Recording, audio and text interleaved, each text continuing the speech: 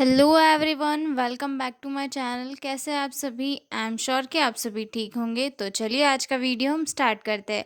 आज की वीडियो में हम डील करने वाले हैं एक 4 नंबर का क्वेश्चन, जिसमें पूछा गया था डिमेंशिया और डेलिरियम में क्या डिफरेंस है।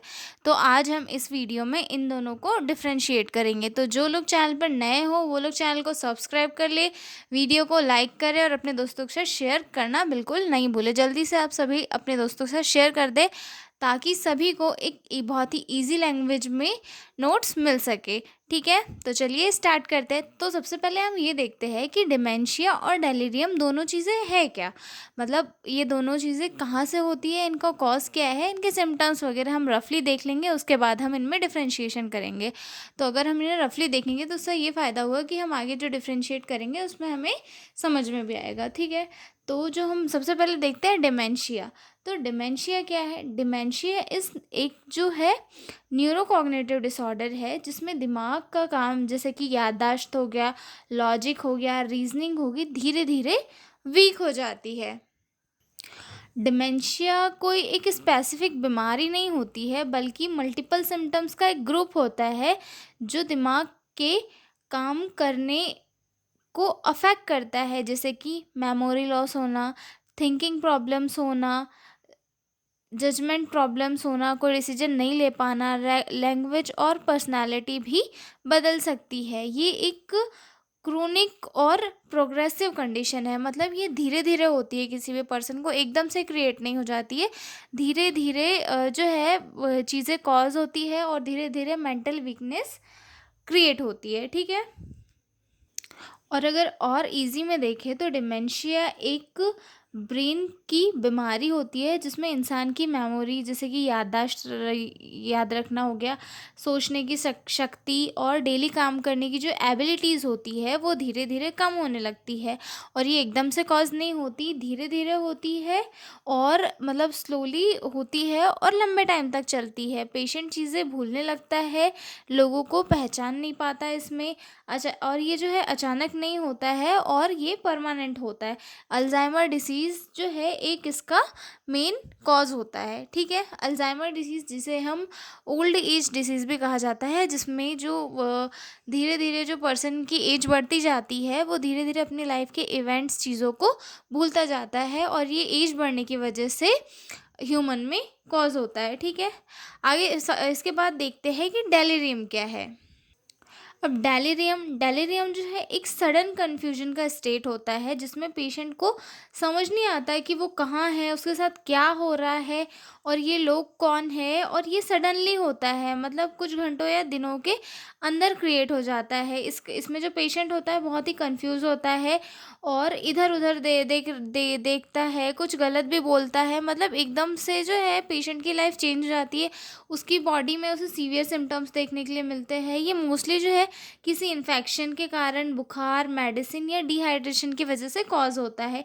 ये टेम्पररी होता है और ठीक हो सकता है अगर इसे प्रॉपर ट्रीटमेंट मिले तो। ठीक है, डेलिरियम में जो है हेलुसिनेशन भी हो सकती है और ऐसा भी लगता है कि वो कुछ देख रहा है जो नहीं है, मतलब हेलुसिनेशन इसमें उसको क्रिएट हो सकती है। ठीक है, इसमें जो डेलिरियम होता है उसमें किसी पेशेंट की अटेंशन और अवेयरनेस डिस्टर्ब हो जाती है, जिसके कारण उसकी जो मेंटल स्टेबिलिटी है वो काफ़ी सीवियर तौर पर डैमेज हो जाती है। ठीक है, और ये एकदम से पर्सन में क्रिएट होती है किसी इन्फेक्शन की वजह से। ठीक है, अब हम इनमें डिफ्रेंशिएट देख लेते हैं कि इन दोनों चीज़ों में क्या क्या डिफरेंस होता है। ठीक है, तो सबसे पहले तो इसका ऑनसेट देख लेते हैं कि मतलब ये कैसे स्टार्ट होता है। ठीक है, तो dementia develop slowly over month और ईयर, मतलब जो डिमेंशिया है वो धीरे धीरे डेवलप होता है किसी भी पर्सन की बॉडी में, मतलब एकदम से जो है डिमेंशिया नहीं होता है, वो एज बढ़ने के साथ धीरे धीरे होता है और परमानेंट होता है।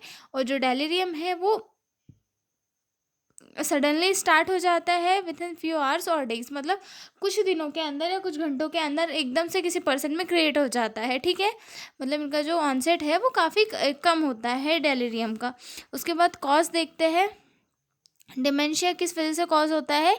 It is usually caused by a long problem like Alzheimer's, मतलब अल्जाइमर एक ओल्ड एज डिसीज़ है जो किसी पर्सन की एज बढ़ने के कारण होती है। तो जो डिमेंशिया है वो किसी लॉन्ग प्रॉब्लम के कारण क्रिएट होता है, ठीक है। जैसे कि लंबे टाइम तक स्ट्रेस में रहना या अल्जाइमर होना या अदर कोई भी प्रॉब्लम हो सकती है, ठीक है।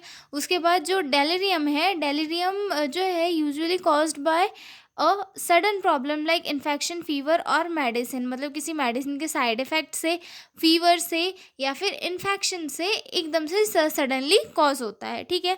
अब इसका ड्यूरेशन देखते हैं कि कितने टाइम तक रहता है। Duration, it is long term and keep getting worse with time. मतलब जो डिमेंशिया होता है वो लॉन्ग टाइम के लिए होता है, मतलब काफ़ी लंबे टाइम तक किसी पर्सन की बॉडी में रहता है, इवन लाइफ टाइम तक रहता है। और जैसे जैसे ये बढ़ता जाता है वैसे वैसे इसकी कंडीशन और ज़्यादा सीवियर होते जाती है, सिम्टम्स सीवियर होते जाते हैं।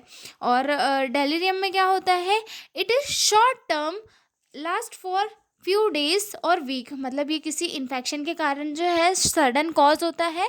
और जब इसे ट्रीटमेंट मिल जाता है तो ट्रीटमेंट मिलने के बाद में ये धीरे धीरे किसी पर्सन की बॉडी में ट्रीट हो जाता है और पर्सन एज इट इज़ अपनी जो पास्ट फिट कंडीशन थी उसमें पहुंच जाता है, ठीक है।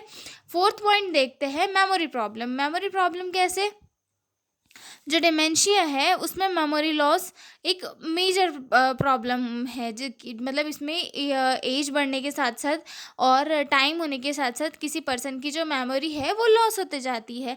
It is major symptoms and worsen gradually, मतलब ये एक मेजर सिम्टम है डिमेंशिया का कि किसी भी पर्सन की जो मेमोरी है वो धीरे धीरे लॉस हो जाती है और ये धीरे धीरे और ज़्यादा लॉस होने लगती है। सम मेमोरी लॉस में happen but it is not the main problem. मतलब जब किसी पर्सन को डेलिरियम होता है तो उसकी जो मेमोरी है वो कुछ टाइम के लिए जाती है, पर ये इसका जो मेन कॉज नहीं होता है, मतलब मेमोरी प्रॉब्लम जो है ज़्यादा पूरा मेन कॉज नहीं होता है। डेलिरियम के बाद में अगर पर्सन ट्रीट हो जाता है तो उसकी मेमोरीज जो है नॉर्मल रहती है, ठीक है। और इसका जो मेन कॉज होता है डेलिरियम का वो कोई इन्फेक्शन होता है। अगर इन्फेक्शन बॉडी से रिड्यूस हो जाएगा तो पर्सन जो है वापस अपनी हेल्थी कंडीशन में पहुंच सकता है, ठीक है। अगला पॉइंट है attention and focus. The person can usually pay attention specially in early stage. The उसके बाद जो डिमेंशिया वाला पेशेंट है वो अपनी डिसीज़ पर या मतलब अर्ली स्टेज में पर्सन जो है किसी चीज़ों पर फोकस कर पाता है, लेकिन जब धीरे धीरे सिम्टम्स बढ़ने लगते हैं तो वो अपनी चीज़ों पर फोकस नहीं कर पाता है। The person can not pay attention and gets easily distracted. मतलब और जो डेलिरियम वाला पेशेंट होता है वो किसी भी चीज़ पर अटेंशन नहीं दे पाता है और हर किसी चीज़ से बहुत इजीली डिस्ट्रैक्टेड हो जाता है, क्योंकि उसकी बॉडी में पहले से इन्फेक्शन, फीवर या कोई साइड इफ़ेक्ट प्रेजेंट रहता है जिसकी वजह से वो किसी पॉइंट पे फोकस नहीं रह पाता है। जबकि ये जो डिमेंशिया होता है उसमें जब स्टार्टिंग फेज होता है तो उस टाइम पे जो है पर्सन किन्हीं चीज़ों पे फोकस रह सकता है, ठीक है। अगला पॉइंट देखते हैं अवेयरनेस ऑफ सराउंडिंग। मतलब डिमेंशिया में क्या होता है, awareness is mostly clear in the beginning but में रिड्यूस लेटर स्टेजेस। मतलब जब डिमेंशिया स्टार्टिंग में शुरू होता है तो उस टाइम पे पर्सन को अपने आसपास की सराउंडिंग के लिए वो अवेयर होता है, मतलब वो कहाँ है, किस जगह पे है, कैसी जगह है, वो इन सारी चीज़ों के लिए पर्सन अवेयर रहता है। लेकिन जब धीरे धीरे स्टेजेस बढ़ती जाती है डिसीज़ की, उस टाइम तक सिचुएशन ज़्यादा सीवियर हो जाती है और चीज़ें जो है पर्सन को बिल्कुल भी याद नहीं रहती, तो उस टाइम पे जो है पर्सन अपनी चीज़ों को लेकर अवेयर नहीं रहता। लेकिन डेलिरियम में जो है पर्सन की जो अवेयरनेस है वो रिड्यूस हो जाती है और पर्सन बहुत ज़्यादा कंफ्यूज हो जाता है लोगों के बारे में, टाइम के बारे में और प्लेस के बारे में कि वो कहाँ है, वो अभी टाइम क्या चल रहा है, ईयर कौन सा है, पीपल ये लोग कौन है, इन सभी के बारे में पर्सन जो है भूल सकता है, ठीक है। स्पीड ऑफ थिंकिंग, डिमेंशिया में थिंकिंग स्लो हो जाती है और धीरे धीरे टाइम के साथ और स्लो होते जाती है, ठीक है।